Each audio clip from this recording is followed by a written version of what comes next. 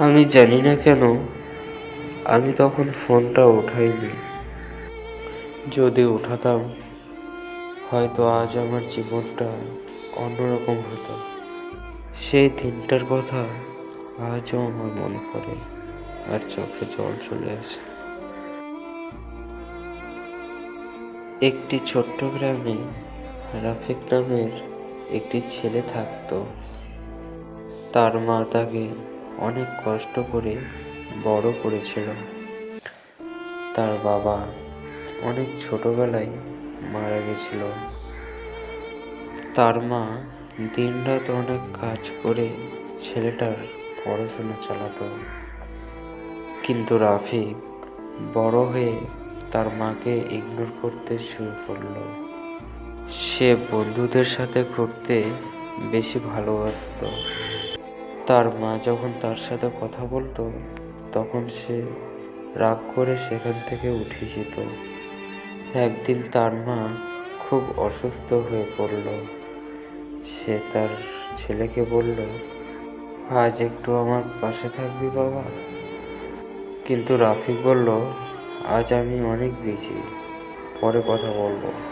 রাফিক সেই কথা বলে সেখান থেকে চলে গেল। এই কথা শুনে রাফিকের মা অনেক কষ্ট পেল। কিছুক্ষণ পর পাড়ার লোকেরা রাফিককে ফোন করে বলল তার মা হসপিটালে। রাফিক দৌড়ে গেল।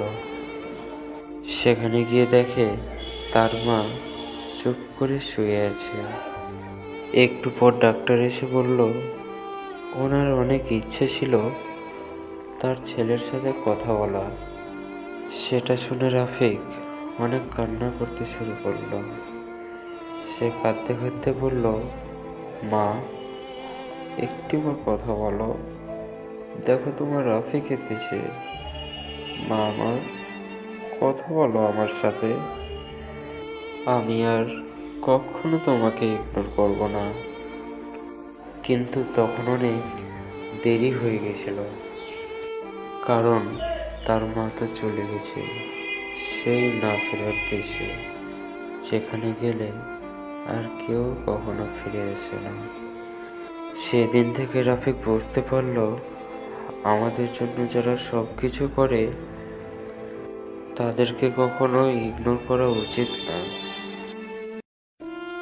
তো বন্ধুরা, ভিডিওটি ভালো লাগলে লাইক করবেন এবং শেয়ার করবেন, চ্যানেলটিকে সাবস্ক্রাইব করবেন।